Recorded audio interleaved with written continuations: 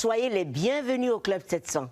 Nous retrouvons encore ce jour avec des histoires et des témoignages à la seule gloire de Jésus-Christ. Salut mon cher pasteur. Salut Massi. Je suis vraiment content de travailler avec toi, tu sais ça? Moi aussi, toujours. Oui. Hein? Je crois que vous aussi vous êtes content de travailler avec nous et d'être avec nous. Et nous nous réjouissons des bontés du Seigneur et de ses miracles. Vous savez les amis, c'est ce que Dieu fait et toujours formidable. Vous pouvez vivre aussi ces miracles et ces guérisons parce que c'est disponible pour vous. C'est ce que nous disons. Les bénédictions du Seigneur, il les partage avec tout le monde. Voici un témoignage édifiant. C'est l'histoire de Shana, qui a eu un AVC très sévère et qui l'a laissé paralysé du côté gauche très longtemps. Mais un dimanche matin, en plein culte, à l'église, alors l'histoire fut différente. Regardez ce qui s'est passé. Je me disais, quelque chose ne va pas, quelque chose ne va pas, quelque chose ne va pas. Je n'arrivais pas à me débarrasser de ce sentiment. 8 juin 2023, Shana Evans ne se sentait pas bien depuis le début de la journée. Elle se rendit aux urgences 2 fois et fut renvoyée chez elle avec des médicaments. Cet après-midi-là, elle perdit connaissance. J'avais peur. Tout mon côté gauche était engourdi. À ce moment-là, ma main restait fermée. Je n'arrivais pas à l'ouvrir. Je savais que j'avais un pied, mais je ne le sentais pas. Je ne me suis jamais sentie aussi mal. Son fils Devon appela les secours. À l'hôpital, Shana apprit qu'elle avait été victime d'un AVC. Elle perdit l'usage de son côté gauche et passa le mois suivant à l'hôpital, pour finir dans un fauteuil roulant avec une mobilité limitée. J'ai pleuré comme un bébé, parce que je ne pouvais pas lasser mes chaussures. Je l'entendais pleurer, et cela me brisait le cœur. Le thérapeute de Shana lui dit qu'elle ne verrait probablement pas d'amélioration avant 2 ans. Je me suis mise en colère. Et je me suis dit qu'il était hors de question que je reste comme ça pendant 2 ans. Je me suis dit, je sais que ce n'est pas le plan de Dieu pour moi. Mais pour l'instant, je suppose que c'est comme ça pour le moment. Je me suis accrochée à cette graine de moutarde. Mais j'étais bouleversée. 2 mois plus tard, Shana et sa famille étaient à l'église. C'est là qu'elle rencontra le pasteur Jérémy Miller.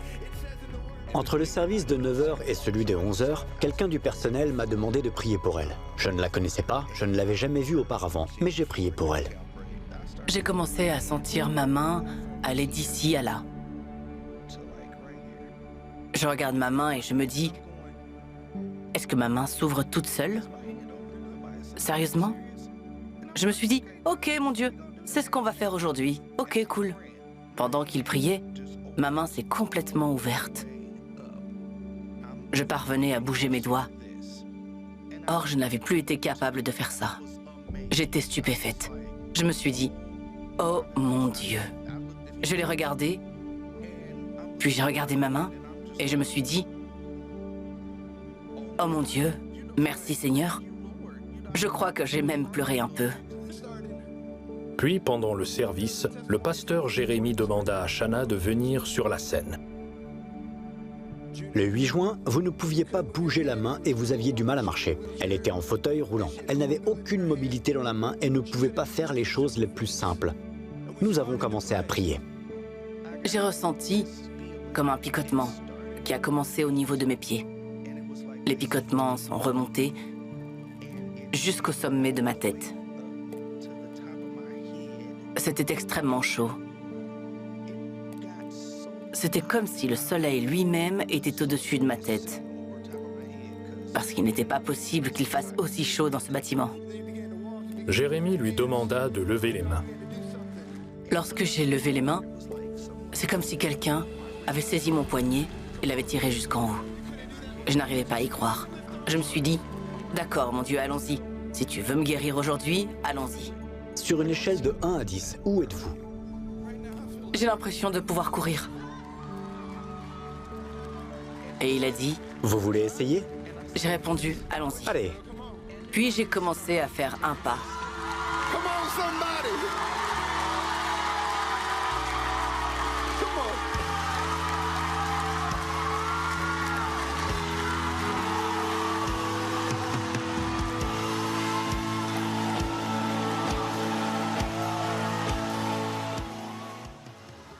C'était l'un des moments les plus formidables où j'ai vu Dieu agir devant les gens.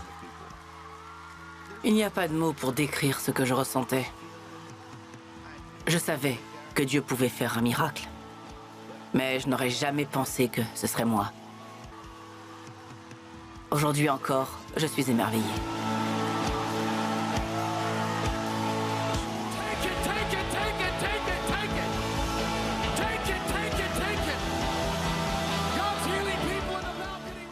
Je n'en revenais pas. Je n'avais même pas de mots. Parce que c'était absolument incroyable. Je n'ai toujours pas les mots pour exprimer ce que je ressens. Je suis tellement reconnaissante que Dieu m'ait choisie, car je n'en suis pas digne. Je le remercie encore et encore chaque jour. Pour chaque jour où je suis capable de sortir seule de mon lit, de traverser une pièce. Chaque jour où je peux me servir de ma main. Je peux toucher mes doigts. Je peux lasser mes chaussures sans aucune aide. Je crois que j'ai lassé mes chaussures 3 ou 4 fois de suite. C'était de la joie à l'état pur. Dieu est réel. Je le vois à travers ma mère tous les jours. Depuis que j'ai prié pour elle en particulier, j'ai vu 3 autres personnes sortir de leur fauteuil roulant et être complètement guéries. Le simple fait de voir ce que Dieu a fait a stimulé ma propre foi et m'a convaincu que Dieu peut faire n'importe quoi, n'importe où et n'importe quand. Il n'y a absolument rien que Dieu ne puisse faire. Vous pouvez être guéri. Peu importe ce que vous avez fait. Dieu vous aime. Et il veut que vous soyez guéri. Dieu peut le faire maintenant. Il agit dans le temps et il agit par processus. Mais il peut agir maintenant. Accrochez-vous à cette petite graine de moutarde de la foi. Et je vous promets que Dieu honorera cette petite graine de foi et qu'il fera des miracles. Ah, extraordinaire, magnifique. Une guérison totale et propre. Tout est propre. Tout est dans l'ordre divin.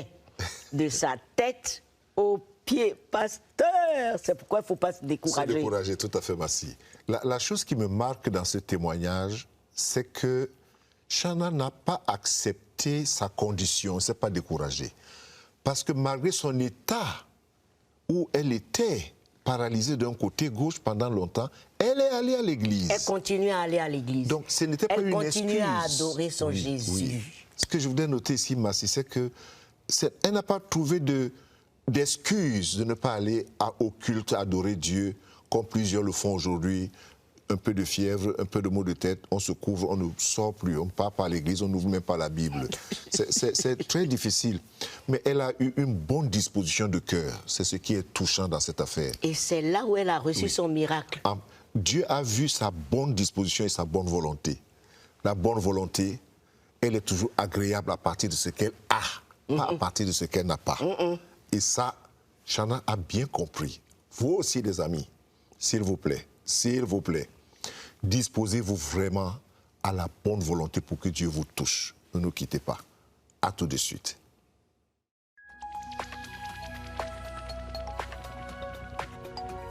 Si vous avez des questions spirituelles, des besoins de prière ou même si vous avez besoin de conseils, n'hésitez pas à nous contacter aujourd'hui à cette adresse ou au numéro suivant. Nos conseillers sont là pour vous aider. N'oubliez pas, nous sommes là pour vous.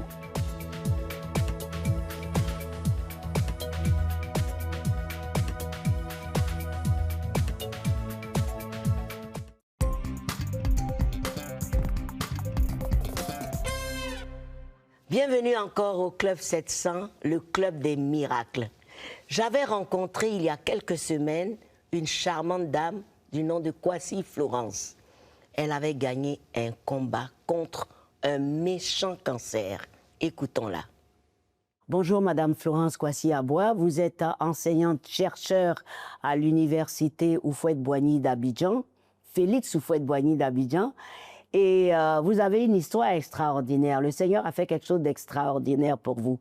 Il y a 10 ans, il s'est passé un drame dans votre vie. Effectivement, il y a 10 ans, j'étais morte pour les médecins, j'étais morte pour les diagnostics, j'étais morte parce que le tableau était rouge, mais le Seigneur n'avait pas encore dit son dernier mot. Ce jour-là, c'était un jeudi, j'avais commencé à avoir des douleurs au niveau des pieds. J'avais des difficultés à marcher. Et donc, après une radio, les médecins ont diagnostiqué un début d'arthrose et ils m'ont mis sur un traitement. Et au bout d'une semaine, les symptômes sont revenus. Et cette fois-ci, le médecin m'a demandé de faire un scanner. À la vue du scanner, le médecin me dit ce n'est plus à notre niveau. Allez-y au service oncologique du CHU de Trècheville. On a vu les oncologues. Ils ont effectivement regardé le scanner. Ils ont vu que le dossier était à leur niveau. Mais ils ont dit qu'il y avait une priorité. Je devais maintenant voir les neurochirurgiens au CHU de Yopougon. Du CHU de Trècheville, on se retrouve l'après-midi au CHU de Yopougon. On rencontre les neurochirurgiens qui, à la vue du scanner, demandent où est la malade. Je dis c'est moi. On dit c'est pas possible. Qu'à ce niveau-là, avec cette tumeur dans la colonne vertébrale, il y a des malades qui viennent déjà paralysés. C'est déjà une grâce que vous soyez sur pied. Mais il faut absolument qu'on puisse vous opérer. Je venais de découvrir que je souffrais d'un cancer du sein qui a métastasé et qui a formé une tumeur dans la colonne vertébrale. Et cette tumeur compressait la moelle épinière. Et du jour au lendemain, je pouvais me retrouver paralysée et c'était irréversible. Donc il fallait, dès cet instant-là, selon les médecins, rester couché jusqu'à l'opération de la colonne vertébrale. Il s'agissait de faire l'IRM. L'IRM, c'est ce que j'appelle dans le livre l'épreuve du cercueil. Parce qu'on vous enferme, on vous met dans un casier, qu'on pousse le casier et vous êtes seul dans le noir. Une fois qu'ils ont poussé le casier, que vous êtes seul, on referme la porte sur vous et ceux qui analysent maintenant sont à l'extérieur.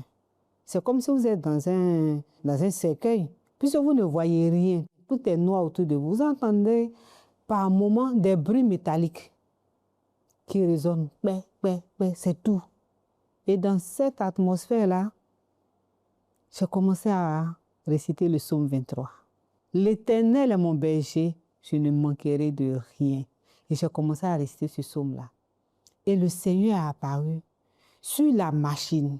J'ai vu j'ai encore la chair de poule quand j'en parle, la robe blanche du Seigneur qui a enveloppé la machine. Et j'étais dans la joie et je chantais des cantiques. Et c'est comme si je n'étais plus là, dans ce monde-là. Et j'étais tranquille, j'étais malade, je souffrais. Mais en ce moment-là, j'étais dans une paix qui ne disait pas son nom, dans la présence du Seigneur. Et je suis restée là. Combien de temps, je ne sais pas. Et quand ils sont venus m'enlever, j'ai dit, mais pourquoi ils viennent m'enlever? Pour moi, je n'ai rien fait de ça, mais je venais de faire une rencontre personnelle avec le Seigneur. Et quand on est sorti de là, mon mari me dit, ah, j'ai vu la secrétaire, il était assis dans le hall. Et la secrétaire lui a dit, ah, madame est où? Il dit, non, elle est encore dans l'appareil. Elle dit, c'est pas possible. Que cet appareil-là, les gens ne peuvent pas faire 5 minutes dedans.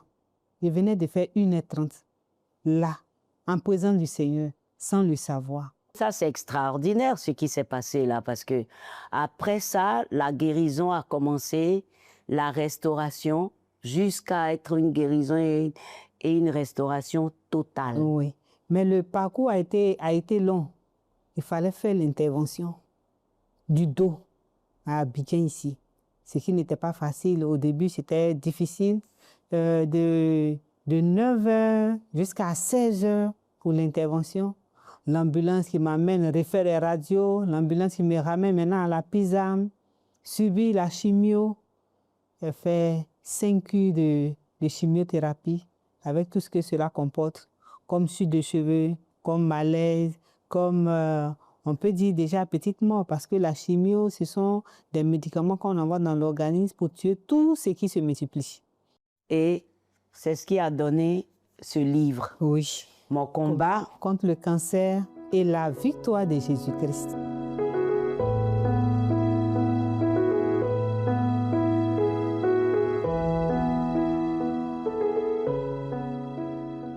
Aujourd'hui, je vais principalement, j'avais rendu le témoignage dans mon église, j'en ai rendu dans d'autres églises de l'église SEMA de Côte d'Ivoire et même dans d'autres églises encore évangéliques. Et je suis appelée en fait à dire à tous ceux qui croient au Seigneur Jésus-Christ, ceux qui ont foi en lui, que tel que le Seigneur a ouvert la mer Rouge, où nous n'étions pas là, mais nous avons vu dans la Bible, il est capable d'ouvrir une voie, même quand tout semble fermé.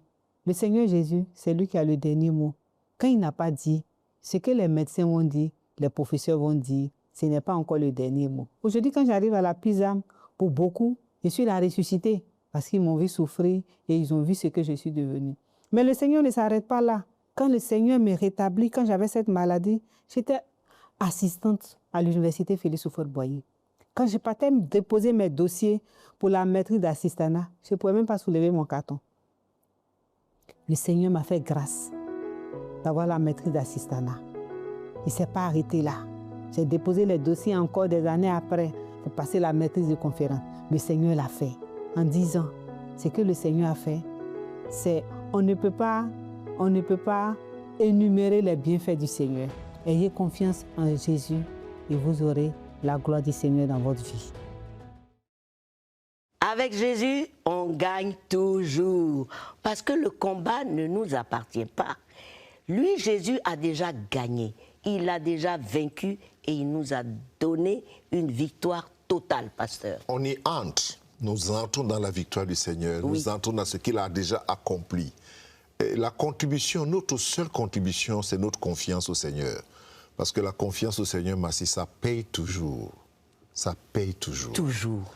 Lorsqu'on a confiance au Seigneur, quel que soit l'état ou la situation dans laquelle on se trouve, nous pouvons croire que le Seigneur répond et répond toujours.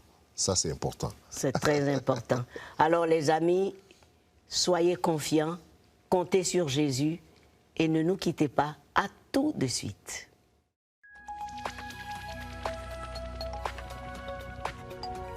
Si vous avez des questions spirituelles, des besoins de prière ou même si vous avez besoin de conseils, n'hésitez pas à nous contacter aujourd'hui à cette adresse ou au numéro suivant. Nos conseillers sont là pour vous aider. N'oubliez pas, nous sommes là pour vous.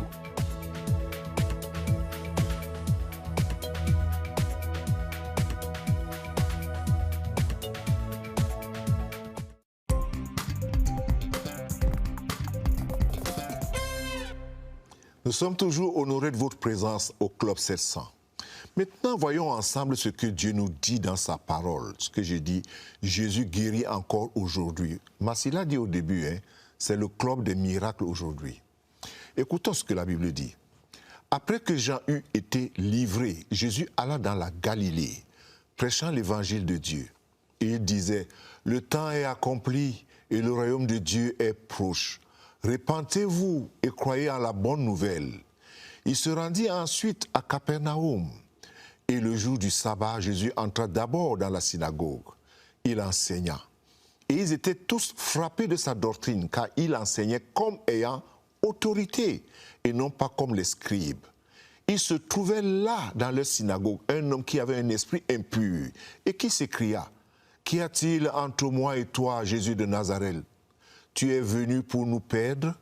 Je sais qui tu es, le Saint de Dieu. » Jésus le menaça en disant, « Tais-toi et sors de cet homme. » Alléluia, formidable. Et l'esprit impur sortir de cet homme. Et en l'agitant avec violence, et avec poussant un grand cri, tous ceux furent saisis de stupéfaction, de sorte qu'ils se demandaient les uns les autres, « Qu'est-ce que c'est ici? Une nouvelle doctrine? Il commande avec autorité même aux esprits impurs, et ils lui obéissent. » Et sa renommée se répandit aussitôt dans tous les lieux environnants de la Galilée, en sorte que, et puis de là, il est sorti de la synagogue. Il s'est rendu chez Jacques et Jean, à la maison de Simon, Pierre et André. La belle-mère de Simon était couchée. Elle avait la fièvre. Aussitôt, on parla d'elle à Jésus. S'étant approché, il la fit lever en lui prenant la main, et à l'instant, la fièvre la quitta. Puis il est servi. Le soir maintenant, après le coucher du soleil, on lui amena tous les malades et les démoniaques.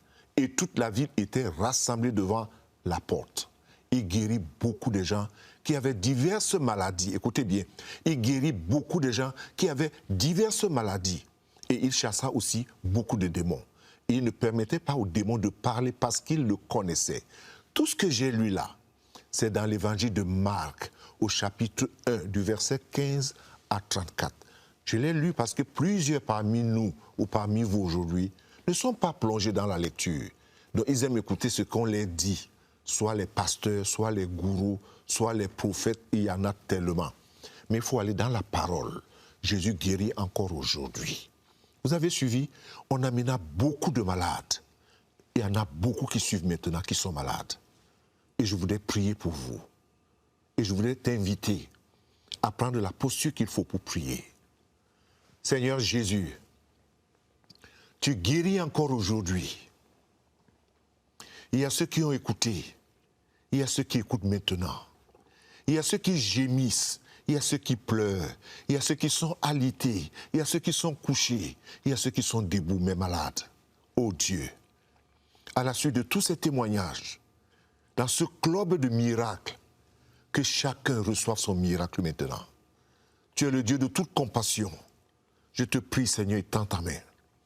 Étends ta puissante main et guéris les malades, ceux qui s'attendent à toi en ce moment même. Au nom puissant de Jésus, merci pour ton amour, merci pour ta grâce, merci pour ton pardon. Soyez bénis par la guérison au nom de Jésus. Amen. C'est la parole. Amen. Amen. Amen. On a reçu. Merci. C'est la parole. Amen, pasteur. Merci, Seigneur Jésus. Les amis, je vous conduis maintenant à Mexico pour cet enfant de 5 ans né avec une hernie ombilicale qui souffrait atrocement. Il avait d'atroces douleurs dans le corps. Seule une opération chirurgicale pouvait le soulager. Le problème, où trouver l'argent pour payer tout ça? Alors suivez. Iker, 5 ans, est né avec une hernie ombilicale. Au début, cela ne semblait pas gêner le garçon. Mais en grandissant, la douleur est devenue insupportable, surtout lorsqu'il courait ou jouait. J'avais très mal au ventre. J'ai demandé à ma maman de m'emmener chez le médecin. Au lieu de se réduire, la hernie s'est agrandie. Je craignais qu'elle n'éclate et qu'il ne contracte une infection grave. En tant que mère célibataire, Anna savait qu'elle n'aurait jamais les moyens de payer une intervention chirurgicale pour soigner la hernie. Pour pouvoir la payer, je devrais quitter le pays pour travailler. Il m'a dit « Maman, s'il te plaît, ne me laisse pas seule pendant longtemps. » C'est alors qu'Anna entendit parler du programme d'opération chirurgicale de Obi. J'ai appris que des personnes qui ne nous connaissent même pas aident d'autres personnes à bénéficier d'opérations gratuites. C'est alors que vous avez permis à Opération Bénédiction de payer pour qu'Iker soit opéré gratuitement de sa hernie. Depuis l'opération, il court et joue sans douleur. Merci beaucoup pour mon opération. Grâce à vous, nous avons reçu ce pourquoi nous avons prié pendant de nombreuses années. Merci. Comme d'habitude, Obi a payé pour l'opération. Je voudrais remercier tous nos partenaires qui ont permis par leurs dons que tout cela soit possible. Que Dieu vous bénisse et vous récompense. Nous allons maintenant écouter les réponses à vos questions avec notre frère Michael et le pasteur Raymond Kofi. Tu es prêt? Je pense que oui. Alors, je vais te laisser avec Michael. Salut Michael depuis Dakar, tu vas bien certainement. Nous allons vous écouter tous les deux. Bonjour Massy, bonjour pasteur. Question du jour, il y en a 3. La première, comment Dieu peut-il être 3 à la fois? Et pourquoi il existe autant de débats à ce sujet, pasteur? Salut Michael et merci pour la question. Je sais que c'est une question qui fait beaucoup de débats entre les pasteurs, que ce soit dans les chaînes de télé ou dans les églises, tellement qui mettent des gens souvent très mal à l'aise, ces genres de questions, ou alors ces genres de débats, je vais dire. Dieu est un, mais en 3 personnes. Et c'est pour ça que j'ai l'habitude de dire que les gens devaient lire la Bible et comprendre. Et Dieu est capable de tout, il faut le savoir. Il peut se manifester et prendre toutes les formes qu'il veut. C'est le même Dieu qui est le Père, c'est le même Dieu qui est le Fils, c'est le même Dieu qui est le Saint-Esprit. Toute la théorie ou bien tous les débats que les gens font là-dessus ne servent absolument à rien. Le même Dieu qui a dit dans Genèse, « Je suis », il a dit ça à Moïse, il dit, « Tu leur diras, je suis ». Le Seigneur Jésus vient, il parle aux pharisiens avant que votre père Abraham, je suis, il répète la même parole, la même déclaration pour dire qui il est, le Père, le Fils et le Saint-Esprit, tous, c'est un Dieu, mais en trois personnes qui se manifestent de façon différente. Donc il n'y a pas de débat là-dessus. Il n'y a pas à tirer les débats qui est le Père, qui est le Fils, et c'est des débats inutiles. Donc je conseille à cette personne qui pose la question et à d'autres personnes de savoir qu'il y a un seul Dieu, il est unique, mais en trois personnes. Et ça, c'est biblique. Ça parle de la Trinité. Même s'il y a des gens qui veulent rejeter cette doctrine ou bien cet enseignement aujourd'hui, quitte à eux. Voilà, c'est ce que je peux dire, Michael. Deuxième question pour aujourd'hui. Bonjour pasteur, j'aimerais savoir pourquoi est-il interdit de faire des funérailles pour ses proches ou ses propres parents?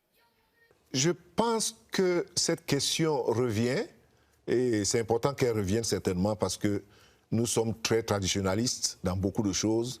Les funérailles, aujourd'hui, chacun peut interpréter ça comme il veut. On fait des funérailles à qui lorsque quelqu'un est mort? Pourquoi même d'abord faire des funérailles aux gens qui sont décédés depuis? C'est pour faire quoi? Il n'y a aucune relation entre les morts et les vivants, aucune. Pour tous ceux qui sont morts, il n'y a plus de mémoire, ni leur amour, ni leur haine. C'est écrit dans Ecclésiaste. Donc, aller faire des funérailles, non seulement c'est une perte d'argent, mais c'est aussi aller en communion avec les esprits ou alors avec des démons. Il faudra faire très attention avec ça. Lorsqu'on interdit de faire des funérailles pour des parents qui sont décédés, c'est éviter aux gens d'aller en contact avec le monde des esprits, qui est très, très profond. Très profond. C'est une question de doctrine, Michael. Je ne veux pas entrer beaucoup en détail là-dessus, mais je crois que dans la rubrique, ce que j'appelle la météo spirituelle, les gens auront des explications à ces genres de questions sur les funérailles et beaucoup d'autres choses. Parce qu'il y aura une autre nouvelle rubrique qu'on appelle la météo spirituelle. Il y aura plus de détails de façon plus expliquée et les gens seront assez nourris là-dessus. Merci, Michael. Troisième et dernière question de cette série. J'ai besoin d'un psychologue spirituel parce qu'à un moment, je ne sais plus où mettre ma tête et j'ai vraiment besoin d'aide. Que faire? Là, je dis à la personne de chercher son pasteur ou ses parents, quelqu'un qui peut l'aider. Aussi simple que ça. Les psychologues, les bons pasteurs sont les bons psychologues aussi. C'est tout à fait ça, Michael. Voilà, merci pasteur pour ces réponses pistes. À toi, Massi. Merci à vous tous. Eh bien, chers amis, nous avons terminé. Avant de vous dire au revoir, je vous invite à suivre notre chaîne YouTube pour les épisodes de Superbook. J'insiste là-dessus parce que c'est si important pour vos enfants qu'ils soient attachés aux valeurs, à la morale de Dieu au lieu d'être sur leur tablette. Alors regardez Superbook avec eux aussi. Donc je vais vous dire au revoir et dire que Jésus-Christ n'oublie jamais personne. Jésus-Christ vous aime et à très bientôt. Au revoir, pasteur.